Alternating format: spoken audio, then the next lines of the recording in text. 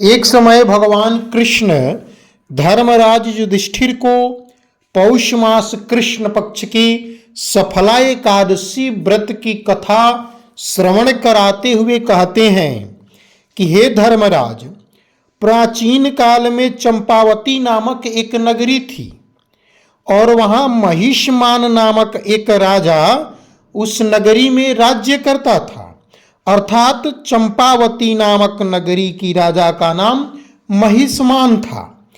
उस महिष्मान राजा के 4 पुत्र थे। उन चारों में जो बड़ा लड़का था, उस बड़े लड़के का नाम लुम्पक था। वह लुम्पक अपने नाम से ही महान पापी था। भगवान श्री कृष्ण कहते हैं कि हे धर्मराज, उस महिष्मान नाम का बड़ा लड़का लुम्पक राजपुत्र महापापी था। वह अपने पिता का धन सदैव पर स्त्रीगामी, वेश्यागमन तथा दूसरे बुरे कर्मों में नष्ट किया करता था।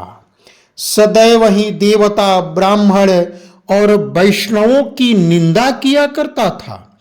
जब राजा महिष्मान को अपने बड़े पुत्र के ऐसे कुकर्मों का ज्ञान हुआ, पता चला, तो उसे अपने राज्य से निकाल दिया। हे युधिष्ठिर, महिष्मान ने अपने बड़े लड़के की कुकर्मों को सुन करके उसे राज्य से निकाल दिया। तब वह लुम्पक नामक लड़का विचारने लगा कि अब मैं कहाँ जाऊं, किधर जाऊं और क्या करूं, कौन सा कार्य करूं। अंत में वह लुम्पक चोरी का कर्म करने का निश्चय किया। वह दिन को वन में निवास करता था और रात्रि को अपने पिता की नगरी में ही चोरी किया करता था और प्रजाओं को तंग करने और उन्हें मारने का कुकर्म भी करता था। कुछ समय पश्चात, समय बीतने के बाद सारी नगरी भयभीत हो गई। वह वन में रहकर पशु आदि को मारकर खा जाता था। लोग और राज्य कर्मचारी उसको इन कुकर्मों के कारण पकड़ करके फिर राजा के भय से छोड़ देते थे।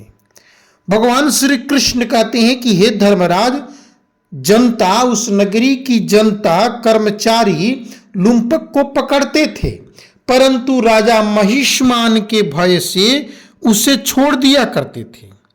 उस वन में एक अत्यंत प्राचीन विशाल पीपल का वृक्ष था। लोग उस पीपल वृक्ष को भगवान के समान पूजा किया करते थे। उसी वृक्ष के नीचे वह महापापी लुम्पक रहा करता था। इस वन को लोग देवताओं का क्रीड़ा स्थल भी मानते थे। कुछ समय पश्चात भगवान श्री कृष्ण कहते हैं कि हे धर्मराज, बहुत समय बीतने के पश्चात पौष मास की कृष्ण दशमी तिथि आई। उस दिन वह वस्त्रहीन होने से शीत के कारण वह लुम्पक नामक लड़का सारी रात्रि सो नहीं सका, क्योंकि शरीर में वस्त्र तो था नहीं और ऊपर से शीत ठंडी थी, तो वह रात्रि में सो न सका और उसके हाथ पैर अकड़ गए। वह रात्रि उसने बड़ी कठिनाई से व्यतीत की और सूर्योदय होने के पूर्व ही वह लुम्पक मूर्छित हो गया। भगवान श्री कृष्ण कहते हैं कि दूसरे दिन, एकादशी के दिन मध्याह्न के समय भगवान सूर्य नारायण की गर्मी से उसकी मूर्छा दूर हुई, तो वह होश में आकर गिरता पड़ता भटकता वन में भोजन की खोज में गया, परंतु वह व्यथा के कारण जीवों को मारने में असमर्थ रहा, क्योंकि भोजन न करने के कारण उसके शरीर शिथिल हो गए थे, कमजोर हो गया था। इस कारण वृक्ष से गिरे हुए फलों को वह लुम्पक चुन चुन कर वृक्ष के नीचे आया और पीपल के नीचे जब आया तो उस समय सूर्य नारायण अस्त हो गए थे।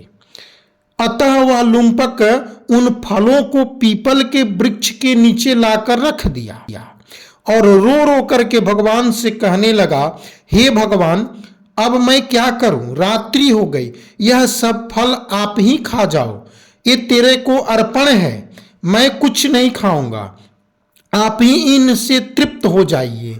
इस प्रकार की नाना प्रकार की वचनों को कहते हुए वह विलाप करने लगा और रात्रि तक, पूरे रात्रि तक सो न सका। उस रात्रि को दुख के मारे उसे नींद नहीं आई। इस उपवास तथा जागरण से भगवान नारायण प्रसन्न हो गए। श्री कृष्ण कहते हैं कि हे धर्मराज, इस जागरण से भगवान अत्यंत प्रसन्न हुए और उसके समस्त पाप नष्ट हो गए।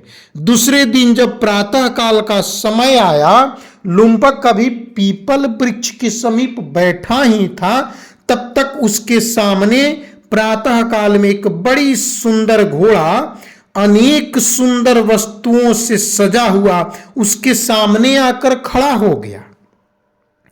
और इसी समय आकाशवाणी हुई कि हे राजपुत्र लुम्पक, मैं तुम्हारे इस उपवास से प्रसन्न हूं, मैं तुम्हारे इस उपवास से प्रसन्न हूं। इस समय अब तुम्हारे समस्त पाप नष्ट हो गए।